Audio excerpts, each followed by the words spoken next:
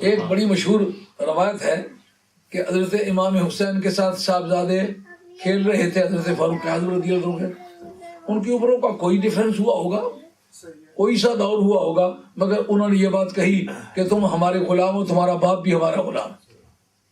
جب یہ بات جناب عمر کی بارگاہ میں پہنچی تو ان کا جا کے لکھوا کے لاؤ۔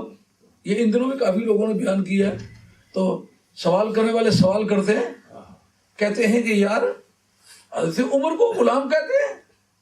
اب ذرا اس کو قرآن سے استشہاد اس کا سنو۔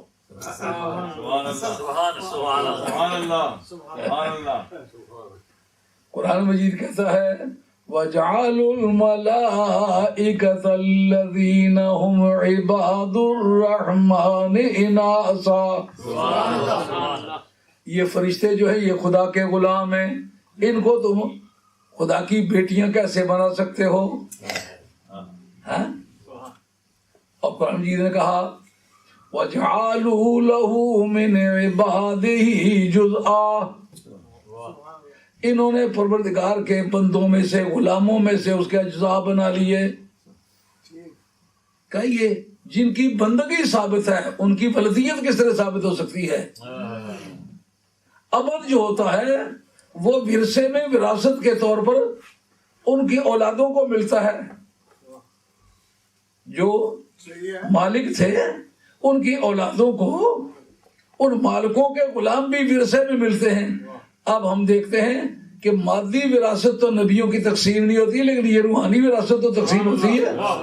وہ وارث سلیمان داؤد، سلیمان علیہ السلام جناب داؤد کے وارث بنے۔ یہ کس طرح کی وراثت ہے؟ روحانی وراثت ہے۔ نبی کی اولاد نبی سے وراثت پاتی ہے، کب؟ روحانی وراثت۔ اس پر اتفاق ہے۔ اور کہا یارثنی و یارث من آل یعقوب، مولا کریم مجھے بیٹا عطا فرما۔ جناب زکریا کہتے ہیں مجھے بیٹا عطا فرما جو میرا بھی وارث ہو اور میرے باپ کا بھی، حضرت یعقوب علیہ السلام کا بھی وارث ہو۔ اس کا مطلب یہ ہے نبیوں کی روحانی وراثت تقسیم ہوتی ہے۔ تو یہ غلام ہونا پوری امت کا سرکار کی بارگاہ میں یہ روحانی وراثت ہے، تو روحانی وراثت اولاد رسول کو یقیناً ملے گی۔ پھر ان کو غلام کہنے میں تو امر کوئی معنی نہ رہا۔ معلوم ہوا کہ صحابہ کرام کا اتنا پاکیزہ عقیدہ ہے۔ ہم جمہور اہل سنت کے عقیدے کے مطابق جناب ابوبکر صدیق کو پوری امت سے بعد از انبیاء افضل سمجھتے ہیں، اس کے بعد جناب فاروق اعظم کو افضل سمجھتے ہیں، اگرچہ اجماع امت اس کے خلاف لکھا ہے۔ امام رازی نے کہا اجمعت الامت علی ان خیر الخلائق بعد رسول اللہ صلی اللہ علیہ وسلم اما ابی بکر و اما علی، تفسیر کبیر میں 3 جگہ لکھا ہے۔ کہا اس پر اجماع امت ہے کہ سرکار کے بعد ساری امت میں سے جو افضل ہے وہ یا ابوبکر صدیق ہیں اور یا حضرت علی قرار ہے۔ لیکن یا کہا ہے، کہا ان میں سے، کہا یہ فیصلہ امت سے نہیں ہو سکا۔ اس کا کیا مطلب ہے؟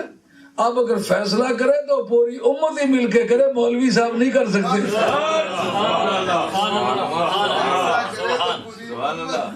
ہاں، اجماع امت میں سے کسی ایک جانب کو فیصلہ کر لینا یہ اجماع امت کا کام ہے، یہ شخص کا کام نہیں ہے۔ تو ہم ان کو بہت افضل سمجھتے ہیں، بہت بزرگ سمجھتے ہیں، مگر جس وقت نبی کریم علیہ الصلوۃ والسلام کی بارگاہ میں ان کی حاضری ہوتی ہے تو حسن و حسین کو وہ اپنا آقا سمجھتے ہیں، جس طرح سرکار کو آقا سمجھتے ہیں۔ نماز میں ان کا ذکر کرتے اللہم صلی اللہ محمد وعلی آل محمد، تو پھر جس کا ذکر اپنے لیے کوئی عبادت سمجھے اس کو اپنے جیسا تو نہیں سمجھتا۔ یہ اپنے یاد رہے گا، جس کے ذکر کو کوئی عبادت سمجھے اس کو اپنے جیسا سمجھنے کا تو اسے حق ہے۔